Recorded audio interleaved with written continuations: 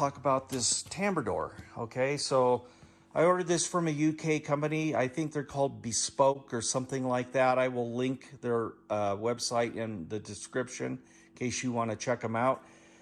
These are relatively inexpensive. These Tambours, they kind of work like a roll top desk. I've seen people install them online, and I've actually seen them in units, RVs, and I really like how they work. They're very straightforward to install, and they look professional when you're done. So part now where I'm going to be installing the Tambour itself. I got it all laid out here on my work area. Show you the various components. This is the upper and lower channel that the Tambour rides in. Low friction design. Here's a corner piece so you can go perpendicular in this direction. This L bracket here goes on the door jamb side, and I believe it's to hold this magnetic strip, and that magnetic strip will correspond to the magnetic strip in the doorway itself, or the door itself, to hold them together. It's all magnetic. There's no separate mechanical latch on this. I'm using 3M automotive side molding tape to glue these channels to the brackets that I'm going to be installing, which are these angle brackets. And the channel will sit on there thusly and be taped to it. These will be screwed to the sidewall. That's how I'm doing it. Every application is going to be slightly different. So first step in my application for my Tambour installation is to fabricate some aluminum support brackets for the upper and lower tracks. I've got it pre-cut, pre-drilled, and some 3M tape on the back just to make sure. I'll be installing this first and then the track on top of it. This thing, it's just to kind of hold it in place.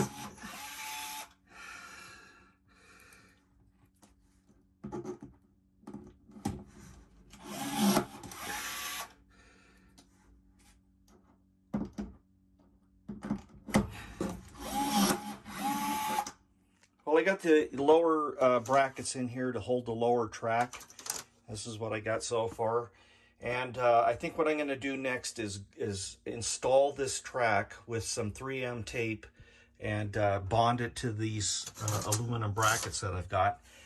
And then I'm going to set the door in here and use the door to set the height of the upper track. The reason I'm doing that and not installing the track ahead of time is Bespoke's website says you only want to leave about 0.5 millimeter of clearance for the door to slide, which 0.5 millimeter is almost nothing, you know what I mean? So there's no way I can measure that out and achieve that tolerance. So I think the best thing for me to do is put this lower track in, set the door in here temporarily, and use the height of the door to set the height for the upper track. So that's the game plan. All right, I'm trying to get these upper brackets located properly so I can fasten them to the enclosure walls. There's a lot of moving parts to this. You've got to worry about creating a gap above the door to the bottom of the track, and I'm using 2 hacksaw blades stacked together to get the proper gap. Bespoke says 0.5 millimeter, and I'm sitting at about 1/16 of an inch, which is, I think, a little bit more. That's fine. Also, this gap here from top of the door to the bottom has to be consistent. I have some shims in here, and I've clamped this, and that allows me to locate the track in and out this way. Lots of moving parts, lots of figuring. I think I'm about ready to take this out of here, and I will adhere it to this the track to this aluminum angle. So here's a completed assembly with the track on the support brackets adhered on there with that 3M automotive molding tape.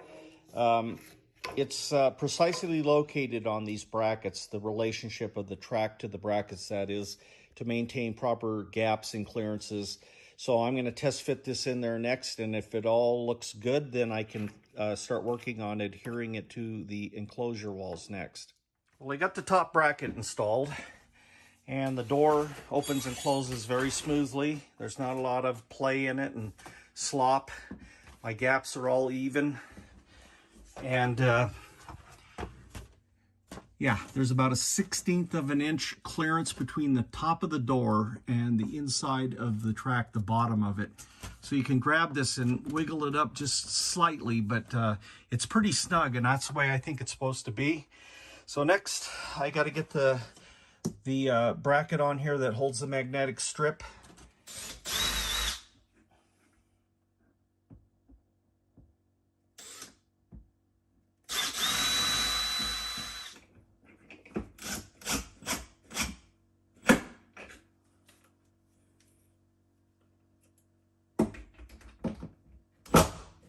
Here's the bracket that holds the magnetic tape all mounted up.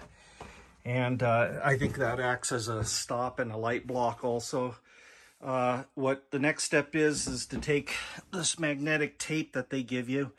It's self-adhesive, and you stick it to the magnet that's on the door. And it's just stuck here, see?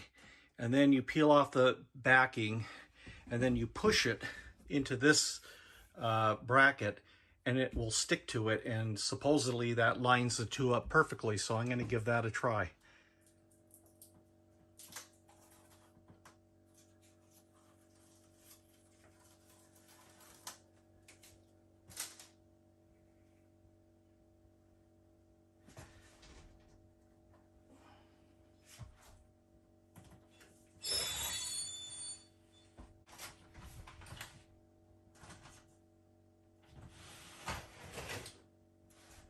Worked.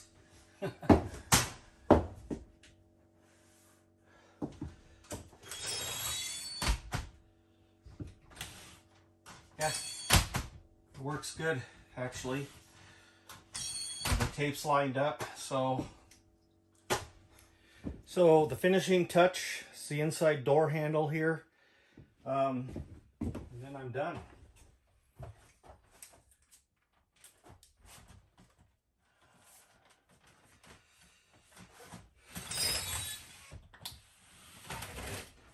Perfect. About it for this video.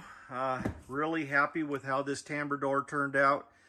Honestly, it's a lot more clean and professional than what I could come up with.